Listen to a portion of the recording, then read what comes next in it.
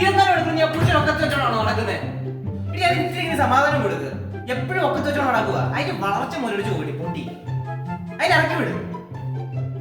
എപ്പോഴും പൂച്ചനായി കേൾപ്പോ.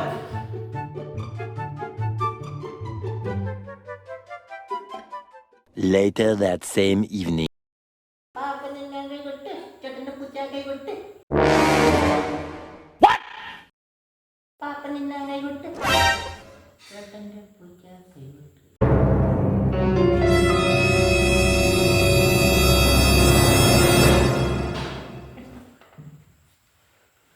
It was at this moment that he knew he f***ed up. Run.